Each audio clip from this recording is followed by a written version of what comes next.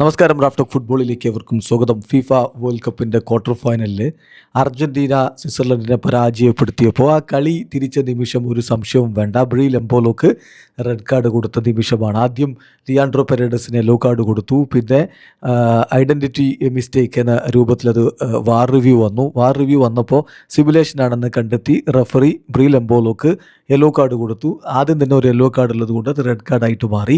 ഈ നിമിഷം വരെ, അതായത് ആ റെഡ് കാർഡ് കൊടുക്കുന്ന നിമിഷം വരെ കളിയിൽ ആധിപത്യം പുലർത്തിയിരുന്നത്, കളി തങ്ങൾക്ക് അനുകൂലമാക്കി കൊണ്ടുപോയിരുന്നത് സ്വിറ്റ്സർലൻഡാണ്. ആ ഒറ്റ നിമിഷം കൊണ്ട് കളി മാറി മറിയുകയായിരുന്നു.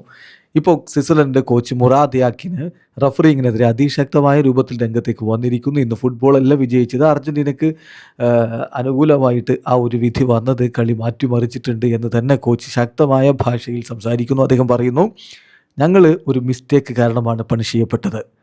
ഒരു കാരണവുമില്ല, അതിൽ ബുക്കിംഗ് കൊടുക്കാനുള്ള, കാർഡ് കൊടുക്കാനുള്ള ഒരു കാരണവുമില്ല. എനിക്കത് മനസ്സിലാകുന്നില്ല. അതൊരു ഇന്നസെൻറ്റ് സിറ്റുവേഷനായിരുന്നു.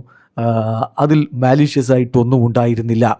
ആ ഡിസിഷൻ ഉണ്ടല്ലോ, സിംപ്ലി അൺബിലീവബിൾ ആണ്, അവിശ്വസനീയമായിട്ടുള്ള തീരുമാനമാണ്.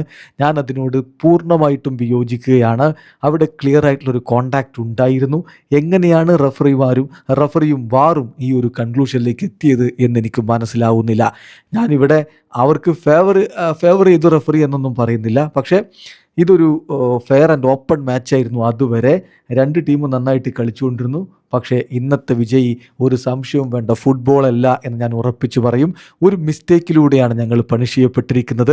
ഇത് കളിയിലെ ഡിസിസീവ് മൊമെൻ്റ് ആയിരുന്നു. കളിയുടെ റിസൾട്ടിനെ ബാധിക്കുന്ന തരത്തിലാണ് റഫറിയുടെ തെറ്റായ തീരുമാനം പ്രവർത്തിച്ചിരിക്കുന്നത്. ഞങ്ങൾക്കിനി കംപ്ലൈൻറ്റ് ചെയ്യാമെന്ന് മാത്രം, പരാതി പറയാമെന്ന് മാത്രമേ ഉള്ളൂ. But I have to congratulate Argentina എന്നുകൂടി കോച്ച് മുറാദ് യാക്കിൻ പറയുന്നു. ഏതായാലും ആ റെഡ് കാർഡ് ഇപ്പോൾ മറ്റൊരു തലത്തിൽ വിവാദത്തിലേക്ക് പോവുകയാണ്. അതാണ് കോച്ചിൻ്റെ വാക്കുകൾ സൂചിപ്പിക്കുന്നത്. വീഡിയോ അവസാനിക്കുന്ന ഫുട്ബോൾ ലോകത്തെ കൂടുതൽ വിശേഷങ്ങളുമായി റഫ്ലക്സ് എത്താം.